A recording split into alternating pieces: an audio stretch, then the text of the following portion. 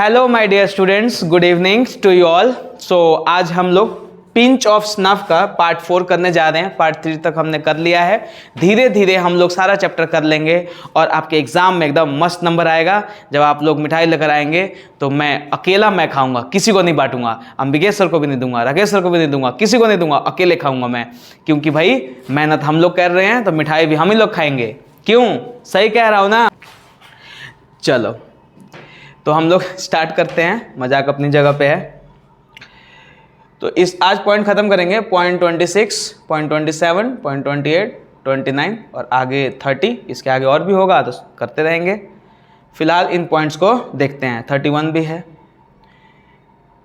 Question number 58, what post was Ratiram once considered for?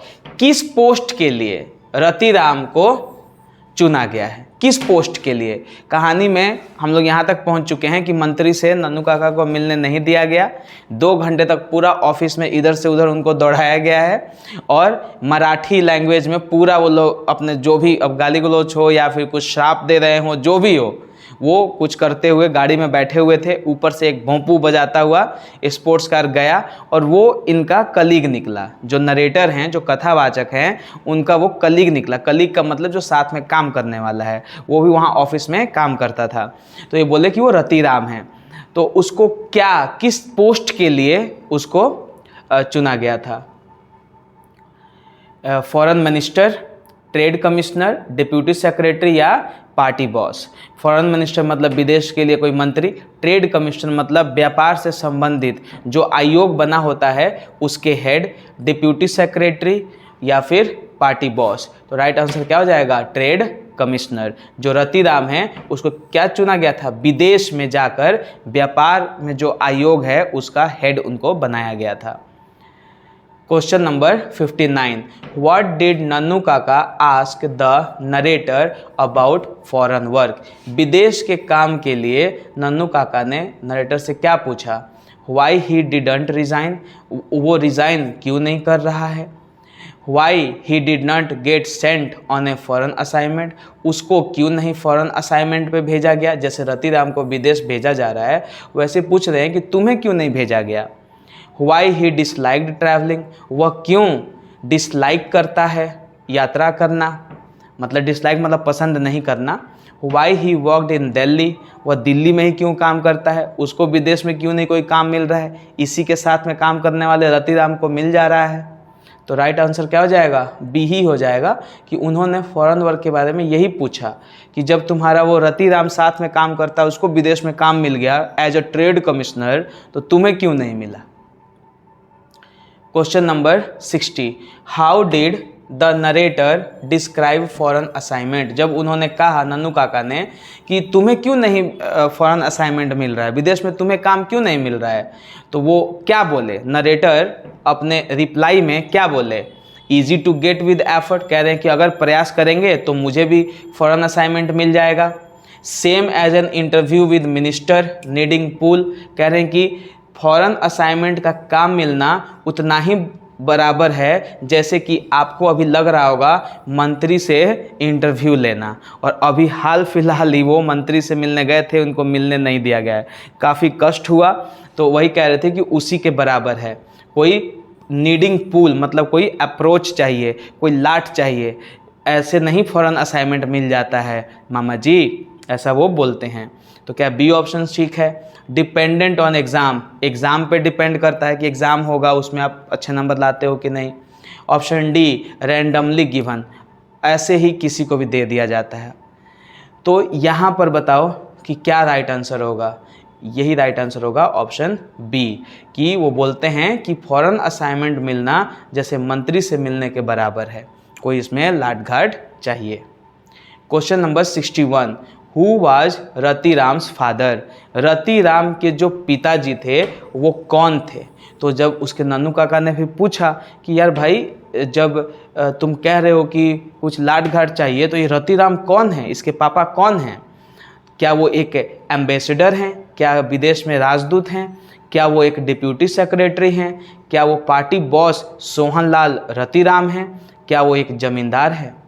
तो वो narrator answer देते हैं कि वो एक पार्टी बॉस है और छोटे मोटे आदमी नहीं है उसके पिताजी बहुत बड़े आदमी हैं, पार्टी बॉस हैं। राइट आंसर क्या हो जाएगा? Party boss Sohanlal Ratiram. Question number 62, how did Nannu Kaka react on hearing Ratiram's family link? Ratiram के परिवार का अप्रोच बहुत बड़ा है, इतने बड़े आदमी हैं उसके पिताजी। जब पता चला तो नन्नू काका ने कैसा रिएक्शन दिया, क्या उनकी प्रतिक्रिया हुई? वो शांत थे और उदास थे, शॉक्ड एंड एक्साइटेड थे, पूरा एकदम चौंक गए और एक्साइटेड हो गए, उत्सुक हो गए, एंग्री एंड अपसेट हो गए, गुस्सा हो गए और थोड़ा दुखी हो गए, खुश हो गए और मतलब लाफिंग लाउडली, जोर जोर से हंसने लगे। तो राइट आंसर क्या होगा? शॉक्ड हो गए और एक्साइटेड हो गए, मतलब चौंक गए और उत्सुक हो गए। क्यों हुए वो आपको बाद में पता चलेगा कि शायद अब मंत्री से इनका मुलाकात हुआ नहीं था, तो अब शायद इनके दिमाग में कोई खिचड़ी पके कि इसके पापा बहुत बड़े आदमी हैं, रतिराम के पापा बहुत बड़े आदमी हैं। अब पता चल गया और रतिराम इनके भांजे के दोस्त हैं, तो शायद इसके पापा से कुछ अगर हम चाहें तो शायद बात बन जाए। अगर इसके पापा चाह लेंगे तो मुझे मंत्री से यूं मिला देंगे। इसीलिए क्या हो गए, ये एक्साइटेड हो गए, उत्सुक हो गए। What did नन्नू काका ask about the narrator's clothing?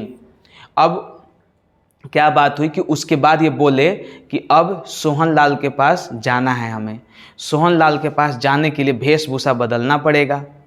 ये प्लानिंग करने लगा। भांजा बोल रहे थे कि मामा मैं नहीं जाऊंगा, लेकिन मेहमान नवाजी तो करनी थी, तो उनको जाना ही था।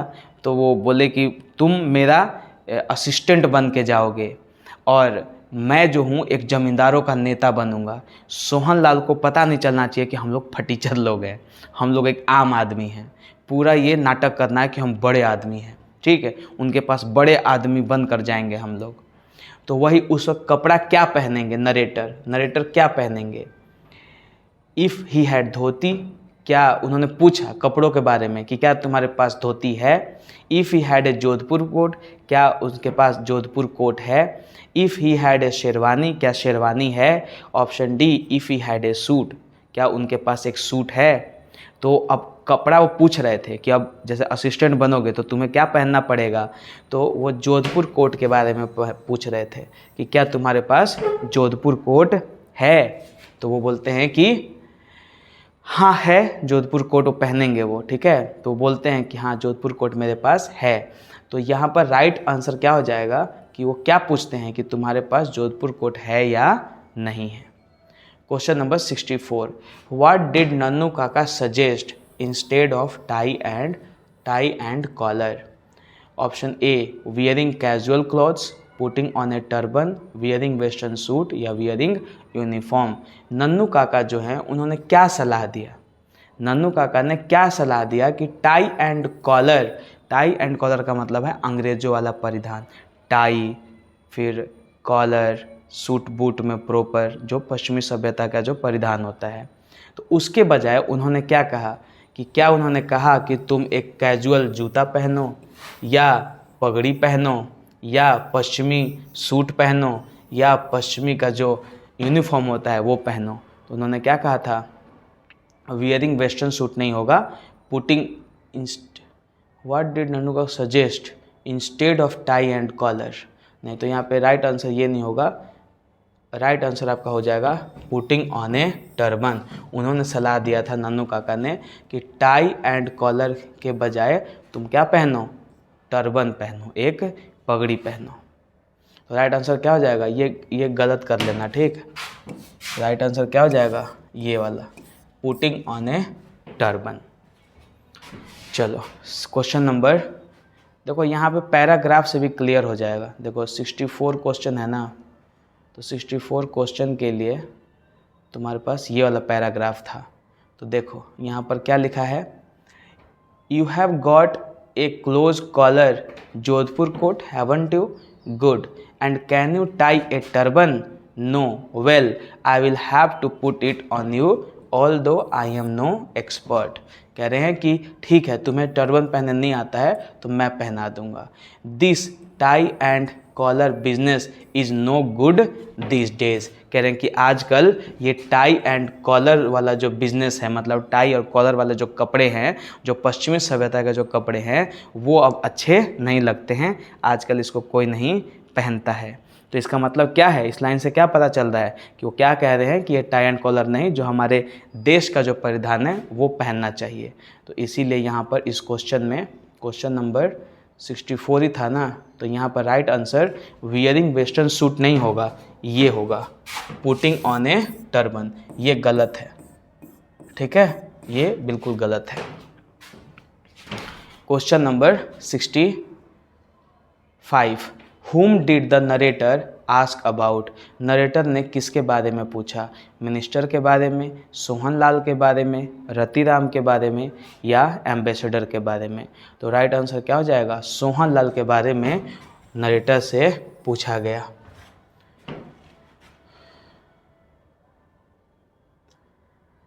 Question number 66, whom did Nannu काका want to see, नन्नू काका किससे मिलना चाहते थे, रतिराम से, मिनिस्टर से, लाला सोहन लाल से, या नरेटर बॉस से। तो राइट आंसर क्या हो जाएगा, लाला सोहन लाल, उस सोहन लाल से ही मिलना चाह रहे थे।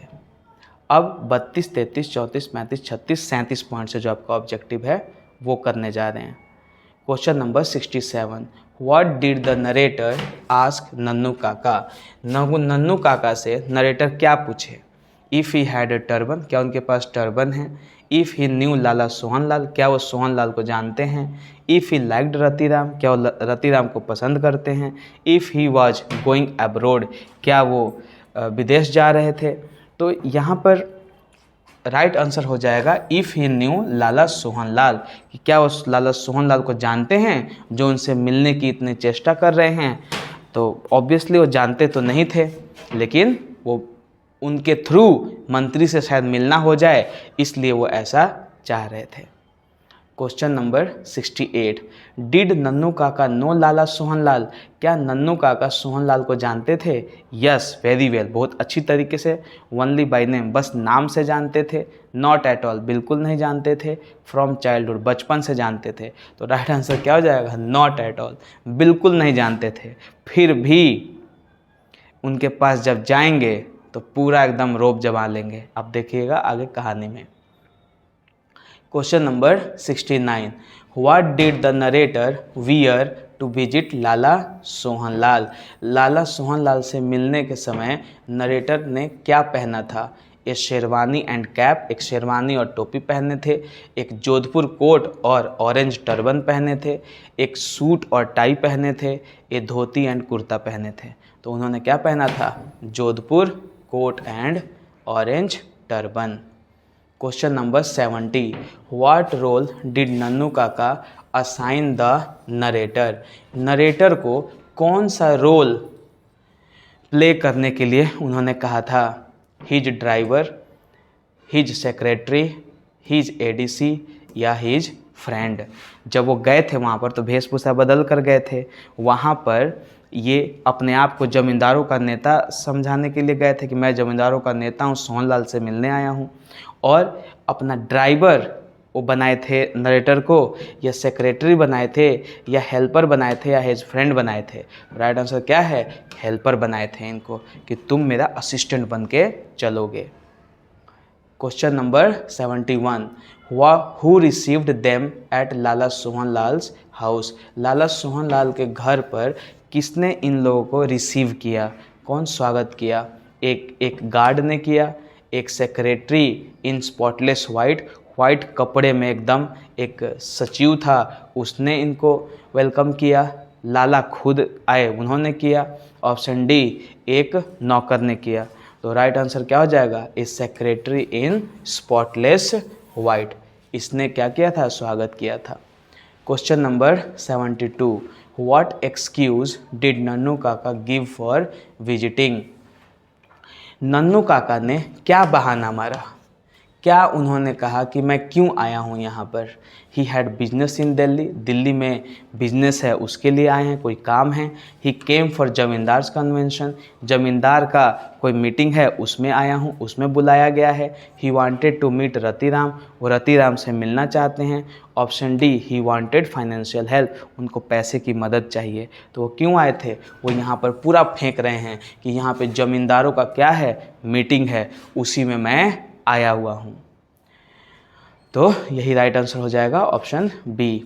वाई डिड नन्नू काका से द गैदरिंग वाज अनऑफिशियल, उन्होंने क्यों ऐसा कहा कि जो अभी ज़मींदारों का जो यहाँ पर जमवाड़ा हो रहा है ये अनऑफिशियल है। Zamindars were unpopular this days, it was too small, the minister did not approve, it was secret. तो राइट आंसर क्या हो जाएगा? ज़मींदार वर अनपॉपुलर दिस डेज, आजकल ज़मींदार जो हैं वो उतने लोकप्रिय नहीं हैं, इसीलिए हम लोग अनऑफिशियल तरीके से आए हैं। Question number 74, how did the secretary react to Nannu Kaka's talk, जो सेक्रेटरी है जो आया था इनके गेट पर इनसे मिलने के लिए कि आप कौन हैं, किससे मिलना है, तो उसने कैसी प्रतिक्रिया दी जब नन्नू काका उनसे बात कर रहे थे? क्या वो इम्प्रेस्ड हुआ? ऑप्शन बी, वो बिल्कुल इंटरेस्ट नहीं ले रहा था, विनम्र भाव से बस था। ऑप्शन सी, गुस्सा था और डिसमिसिव था। वेरी क्यूरियस, काफ़ी क्यूरियस था, उत्तेजित था जानने के लिए। तो क्या था वो? नॉट इंटरेस्टेड, इनकी बातों में बिल्कुल वो भाव बिल्कुल नहीं दे रहा था। क्वेश्चन नंबर, बस इतना ही था। क्वेश्चन नंबर 74 आपका लास्ट था। ठीक, so thank you very much and आप लोग करते जाओ। 74 क्वेश्चन है, कल और करेंगे। टोटल 84 पॉइंट है आई गेस इस चैप्टर में। धीरे धीरे सारा हो जाएगा। जैसे ही थर्ड चैप्टर ख़त्म होगा तो चैप्टर 1, चैप्टर 2, चैप्टर 3 से रिलेटेड आपका जो ऑब्जेक्टिव टेस्ट है वो मैं ऑर्गेनाइज करवाऊँगा। ठीक, चलो मिलते हैं नेक्स्ट लेक्चर में। Good night.